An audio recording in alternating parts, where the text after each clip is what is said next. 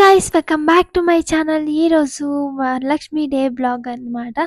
So Varalakshmi day రోజు మేము ఏం కుకింగ్ చేసాము, అలాగే ఆమెని ఎలా డెకరేట్ చేస్తున్నాము అనేసి చూపిస్తాను. అంటే సో ఫుల్ బ్లాగ్ అంటే అంత క్లియర్గా ఎక్స్ప్లెయిన్ చేయలేను. సో కొంచెం కొంచెం చూపిస్తాను, ఓకేనా.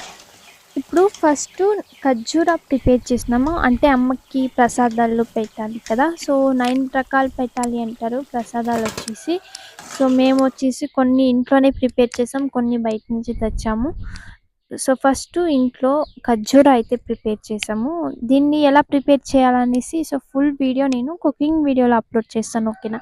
కుకింగ్ ఛానల్లోకి వెళ్ళి మీరు చూడండి ఈ రెసిపీని ఎలా ప్రిపేర్ చేయాలనేసి. ఈజీగా సింపుల్గా ప్రిపేర్ చేసుకోవచ్చు ఇలా ఖర్జూరస్ని ఇంట్లోనే. ఇంకా నెక్స్ట్ వచ్చేసి రవ్వ ప్రిపేర్ చేస్తున్నాం. సో రవ్వ కూడా ఇంట్లోనే ఈజీగా మనము ప్రిపేర్ చేసుకోవచ్చు. సో చిన్న పిల్లలు కూడా ప్రిపేర్ చేసేస్తారు ఈ రవ్వని. ఇప్పుడు ఎలా ప్రిపేర్ చేసుకోవాలో నేను చూపిస్తాను. ఫస్ట్ అయితే రవ్వని ఇలా అయితే వేయించుకోవాలి. అంటే చిరోటి రవ్వ దొరుకుతుంది కదా, సో ఆ రవ్వ తీసుకొనేసి సేమ్ మనము ఉప్మాకి ఎలా వేయించుకుంటామో అలా అయితే వేయించుకోవాలి. నేనైతే ఫస్టే వేయించుకునేసాను. సో వేయించుకునేసిన తర్వాత ఇందులోకి ఒక హాఫ్ కప్ దాకా వెండి కొబ్బరిని యాడ్ చేయాలి. సో ఎండు కొబ్బరిని యాడ్ చేసిన తర్వాత సో మీరు మీ క్వాంటిటీ బట్టి ఎంత యాడ్ చేసుకోవాలనేది చూసుకొని వేసుకోండి, ఓకేనా. సన్నగా తురుముకొని ఎండు కొబ్బరిని యాడ్ చేసుకోవాలి. అలాగే హాఫ్ కప్ దాకా షుగర్ని యాడ్ చేసుకోవాలి. షుగర్ యాడ్ చేసిన తర్వాత ఇప్పుడు యాలక్కి పౌడర్ని వేయాలి. యాలక్కి పౌడర్ వేసేసిన తర్వాత అంతా ఒకసారి మిక్స్ చేసేయండి, ఓకేనా. ఇలా అంతా ఒకసారి మిక్స్ చేసిన తర్వాత ఫస్ట్ మనము మిల్క్ని గోరువెచ్చగా కాయించుకొనేసి పక్కకు పెట్టుకునేసేయాలి. ఆ మిల్క్ని ఇప్పుడు తీసుకొని కొంచెం కొంచెమే వేసుకొని ఇప్పుడు లాడు ఎలా ప్రిపేర్ చేస్తామో అలా అయితే మనము ఈ రవ్వని లాడు లెక్క మనము ప్రిపేర్ చేసుకోవాలి. సో ఇలా మిల్క్ని కొంచెం కొంచెమే యాడ్ చేసుకునేసి సో మీకు ఎంత సైజ్ కావాలో ఆ సైజ్ బట్టి మీరు రవ్వ లాడుని ప్రిపేర్ చేసుకోండి, ఓకేనా. ఇంతే సింపుల్గా మనము రవ్వ లాడుని ఇంట్లోనే ప్రిపేర్ చేసుకోవచ్చు, ఈజీగా ప్రిపేర్ చేసుకోవచ్చు. సో మీకు సైజ్ అనేది మీరు ఎంత కావాలో అంత దీంట్లో సైజ్ అనేది మీరు ప్రిపేర్ చేసుకోండి. ఇంకా చూసారు కదా, సో ఇలా అయితే ప్రిపేర్ చేసేసాం రవ్వ లాడు కూడా. ఇంకా పాపం పప్పు అలాగే చిల్ముంట్లు కూడా ఇంట్లోనే ప్రిపేర్ చేసాము.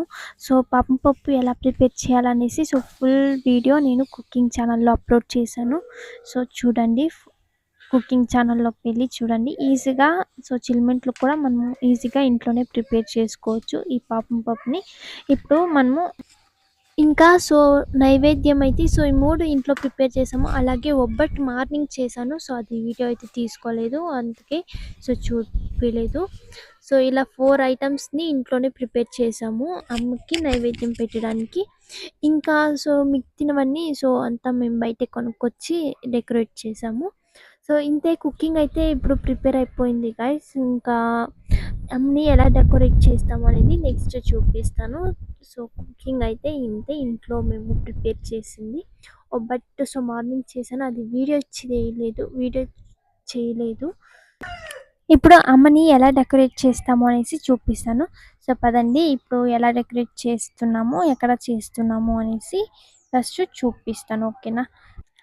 ఇప్పుడు అమ్మని డెకరేట్ చేస్తున్నది వచ్చేసి ఇక్కడే గైస్. అండ్ లోపల ఎందుకంటే కొంచెం ప్లేస్ తక్కువ ఉంది అనేసి హాల్లోనే అంత పూజిస్తున్నాము. సో ఇక్కడే సింపుల్గా మేము డెకరేట్ చేయబోతున్నాం. అమ్మకి ఎలా పెడతాము అనేసి సో ఫుల్ చూపిస్తాను. సో నా ఒక్క చేతిలో అయితే అవ్వదు. సో మా మమ్మీ బ్రదర్ అంతా వస్తారు. సో వాళ్ళు వచ్చిన తర్వాత నేను నెక్స్ట్ మీకు చూపిస్తాను అరేంజ్మెంట్స్ ఎలా చేస్తారో అనేసి.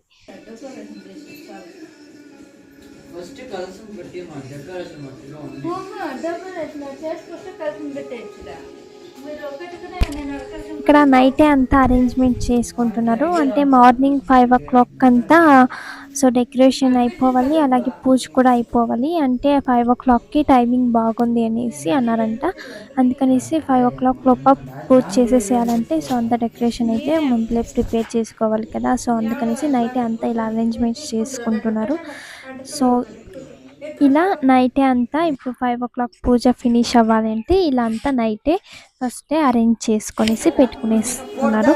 సో డెకరేట్ చేసేసి పూజ కూడా అయిపోయింది. మార్నింగ్ 5 o'clockకి పూజ అంతా అయిపోయింది. సో ఫైనల్గా అంతే పూజ అయిపోయింది. అంతా నేను వీడియో తీయలేకపోయాను, అంటే అర్జెంట్గా చేయాల్సి వచ్చింది. సో ఇంకా పూజ చేసేసాము. ఇక్కడ వీడియో నేను తీయడానికి అవ్వలేదు. ఇంకా ఇక్కడ వీళ్ళు అంత పూజ అయిపోయిన తర్వాత పెడుతున్నారు, అంటే వరలక్ష్మి పండగకి ఇది ఓపెన్ చేస్తామన్నమాట. 1 yearకి ఒకసారి ఓపెన్ చేస్తాము. సో అంతవరకు మేము ఓపెన్ చేసేదనమాట. సో ఫుల్ అవ్వకపోయినా సో వరలక్ష్మి డే రోజు ఓపెన్ చేస్తామన్నమాట. ఉండిలోకి వేసినవంతా అమ్మకే పెడతామన్నమాట. వీళ్ళు మర్చిపోయారు, పూజ అయిపోయిన తర్వాత పెడుతున్నారు. పూజ అంతా అయిపోయిన తర్వాత సో అప్పుడు గ్యాప్ వచ్చి సో అప్పుడు ఇలా అమౌంట్ అంతా తీసి పెడుతున్నారనమాట అమ్మకి. ఇంతే, ఇలా సింపుల్గా మేము వరలక్ష్మి డే రోజు పూజ చేసాము. అంత గ్రాండ్గా ఏం లేదు, సింపుల్గా చేసాము. సో గ్రాండ్గా ఏం చేయలేదు, సింపుల్గా పూజ అయితే చేసేసాం. మార్నింగ్ 5 o'clock అంతా పూజ ఫినిష్ అయిపోయింది.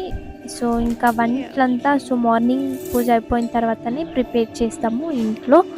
ఇంకా అవంతా వీడియో తీయడానికి అవ్వదు, ఆ రోజు ఫుల్ బిజీ ఉంటుంది. సో అందుకే వీడియో ఏం తీయలేదు. ఓన్లీ పూజ ఎలా చేసాము అలాగే ఎలా డెకరేట్ చేసాము అనేసి, సో అమ్మకి ఏం నైవేద్యాలు చేసాము అనేసి సో ఈ వీడియోలో అయితే మీకు చూపించాను ఇలా సింపుల్గా.